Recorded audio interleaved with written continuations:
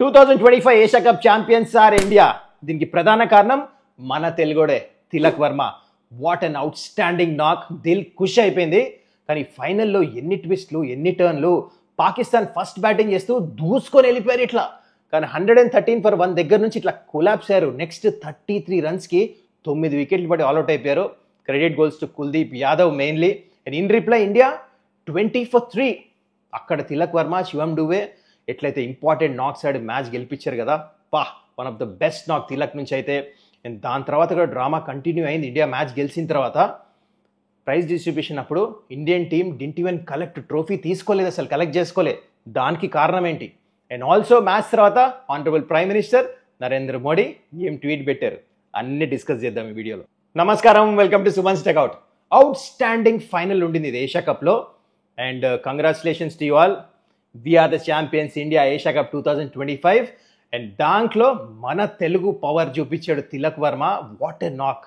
దాని గురించే ఫస్ట్ మాట్లాడదాం. కానీ before I speak about everything in this match, ఇంకా ఈ ఛానల్ని సబ్స్క్రైబ్ చేసుకోకపోతే kindly do that. Okay, talking about మన వర్మ.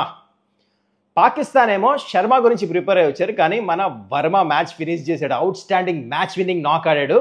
అయితే దీంట్లో మెన్షన్ చేయాలంటే ఫస్ట్ తిలక్ వర్మ ఇంటర్వ్యూలో చెప్పాడు ఏమనంటే, మ్యాచ్ గెలిపించిన తర్వాత నన్ను కోచ్ గౌతమ్ గంభీర్ అన్ని బ్యాటింగ్ పొజిషన్స్లో ఆడటానికి రెడీ ఉండమని చెప్పేసి అన్నాడు. నేను ప్రిపేర్ అయ్యానని చెప్పేసి ఎగ్జాక్ట్లీ అదే చేశాడు. ఈ ఏషియా కప్లో కానీ ముందు కూడా ఐపీఎల్లో కూడా అన్ని బ్యాటింగ్ ఆర్డర్స్లో ఆడతాడు.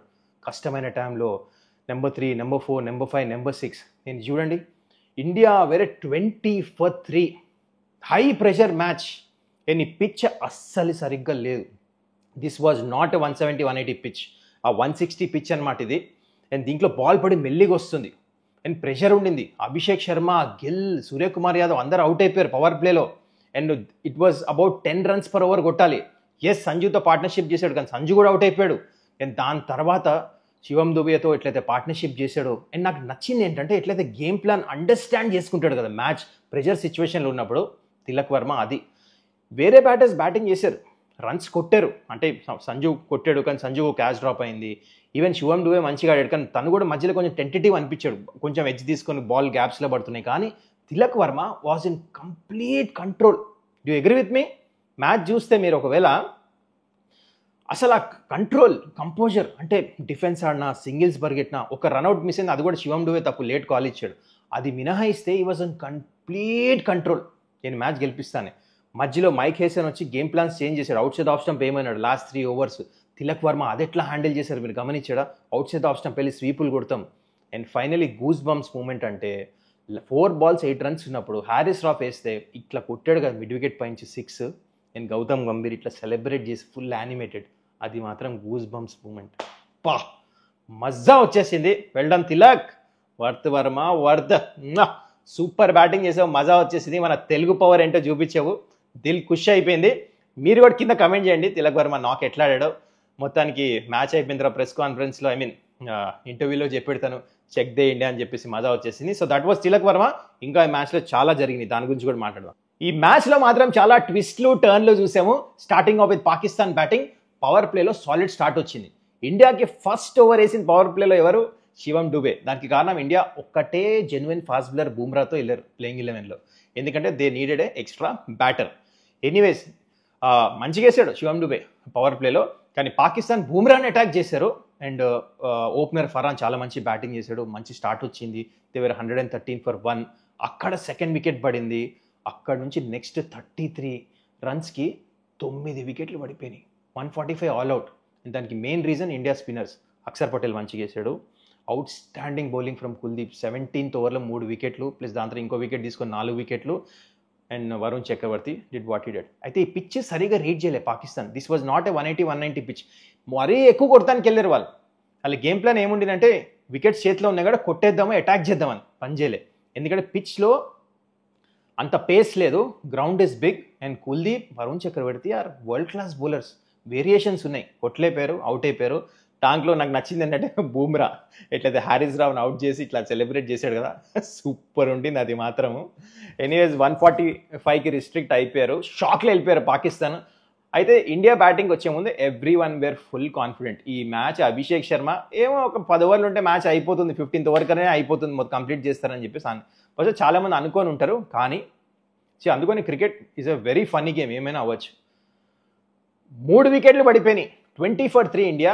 ముగ్గురు batter, Abhishek Sharma, Gill and also అక్కడ సూర్యకుమార్ యాదవ్ స్లోవర్ వన్స్కి అవుట్ అయ్యారు. ఇక్కడ ప్రెషర్లు, ఎందుకంటే రన్ రేట్ పెరుగుతుంది, పిచ్ సరిగ్గా లేదు. దాని తర్వాత బ్యాటర్స్, ఎందుకంటే తిలక్ వర్మ ఇంకా సంజు శాంసన్ బ్యాటింగ్ చేస్తున్నారు, కానీ దాని తర్వాత బ్యాటర్స్ వచ్చేవాళ్ళు అక్షర్ పటేల్ ఈ టోర్నమెంట్లో మరీ ఎక్కువ రన్స్ లేవు. దాని తర్వాత రింకు సింగ్ ఫస్ట్ మ్యాచ్ ఆడుతున్నాడు, హార్దిక్ పాండ్యా లేడు, అండ్ శివం డూబేకి రన్స్ లేవు.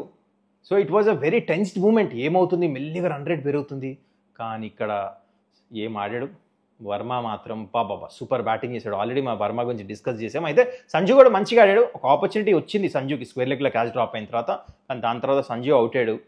And Shivam Dubey I think ఫైనల్లో మంచిగా ఆడాడు. కొంచెం అవుట్ ఆఫ్ కంట్రోల్ అనిపడాడు మధ్యలో, రన్నింగ్ కానీ కొంచెం ఎడ్జిల్ తీసుకుని గ్యాప్లో పడి, కానీ కొన్ని ఇంపార్టెంట్ సిక్స్లు కొట్టాడు. ఎస్పెషల్లీ హారిస్ రాఫ్కి లాస్ట్లో ఒక 6 కొట్టాడు, అక్కడ రన్ రేట్ చేంజ్ అయింది. అండ్ తిలక్ వర్మ కూడా బ్రిలియంట్ బ్యాటింగ్ చేశాడు. మొత్తానికి వీళ్ళ పార్ట్నర్షిప్ చాలా ఇంపార్టెంట్ ఉండింది. And finally icing on the cake ఏంటంటే ఈ మ్యాచ్ రింకు సింగ్ ఆడతాము అండ్ ఫైనలీ విన్నింగ్. ఒకటే బాల్ ఆడాడు రింకు సింగ్ మొత్తం ఈ ఏషియా కప్లో, అది కూడా విన్నింగ్ మూమెంట్ తనకే దొరికింది, బ్రిలియంట్గా కంప్లీట్ చేశాడు. మొత్తానికి Varma what a out standing నాక్, అంటే కామ్ కంపోజ్, ఎంత చెప్పినా తక్కువే. And that's how India one this match. అయితే ఇక్కడ ఇంపార్టెంట్ మీకు ఒక విషయం చెప్పాలి, పాకిస్తాన్ ఒక పెద్ద తప్పు చేశారు. I don't know whether you have noticed. 14th over ఇండియాకి 10 runs per over కొట్టాలి, ఇంకా 6 ఓవర్స్లో 60+ runs కొట్టాలి. అక్కడ అనవసరంగా స్పిన్నర్స్ వేసినప్పుడు బాల్ టర్న్ అవుతుంది స్లో ఉన్నప్పుడు, హారిస్ రాఫ్ని తీసుకొని వచ్చాడు కెప్టెన్. అక్కడ ఒక 6, 2 బౌండరీలు పోయినాయి, అక్కడ ఇండియా మొమెంటం అందుకున్నారు. So that was a biggest blunder. చెప్పా కదా పాకిస్తాన్ మీకు చేస్తారు వీళ్ళు మిస్టేక్స్, అంతే. ఇలాంటి మిస్టేక్స్లో చాలా ఫేమస్. మొత్తానికి అందుకనే మ్యాచ్ వీకింది వాళ్ళది ఇండియా. కానీ nothing to take away from Indian batters, super batting చేశారు, అవుట్ స్టాండింగ్ విక్టరీ. ఇప్పుడు మనం మ్యాచ్ తర్వాత ఏమైందో దాని గురించి మాట్లాడదాం. సో ఈ ఫైనల్ గెలిచిన తర్వాత మన హానరబుల్ ప్రైమ్ మినిస్టర్ ట్వీట్ చేశారు, అదేంటో మీకు చదివి వినిపిస్తా. Operation Sindoor on the games field, the outcome is the same, India wins, congrats to all our cricketers. So ఇది చదివితే మనకి ఏమర్థం అవుతుంది, there are a lot of emotions in this tournament. అందుకనే నేను చెప్తున్నాను కదా, కుడోస్ టు ఆర్ క్రికెటర్స్. ఈ ప్రెషర్ హ్యాండిల్ చేస్తాము, 3 మ్యాచ్లు పాకిస్తాన్తో గెలుస్తాము, స్పోర్ట్లో ఏమైనా అవ్వచ్చు. చూడండి ఫైనల్ ఎంత క్లోజ్ అయిందో. ఇలాంటి మ్యాచ్లు గెలవాలంటే మీరు under pressure you have to hell your nerves. And India young team అదే చేసి చూపించారు. Kudos to them, fantastic match అయితే ఆడారు. అయితే ఇది కాక ఈ మ్యాచ్ తర్వాత డ్రామా ఇంకా కంటిన్యూ అయింది. మీకు గుర్తుంటే ప్రీవ్యూలో నేను చెప్పాను, మోహసిన్ నక్వీ ఒకవేళ ప్రైజ్ డిస్ట్రిబ్యూషన్ అప్పుడు కప్పు ఇండియాకి ఇవ్వాలంటే ఇండియా రిసీవ్ చేసుకోరు, ప్రాబ్లం ఉండింది అని చెప్పేసి అదే జరిగింది.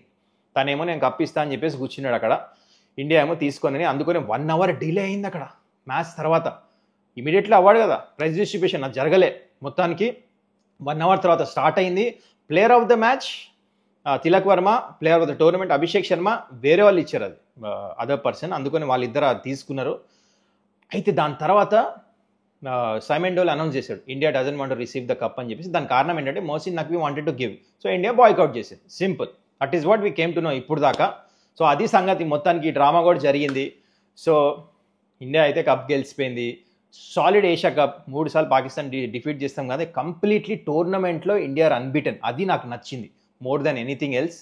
It was a very Pakistan కూడా they fought till the last, కానీ ఇండియా యంగ్ టీమ్ మాత్రం అండర్ ప్రెషర్ ఎట్లా అయితే హెల్ప్ చేశారు కదా నర్వ్స్.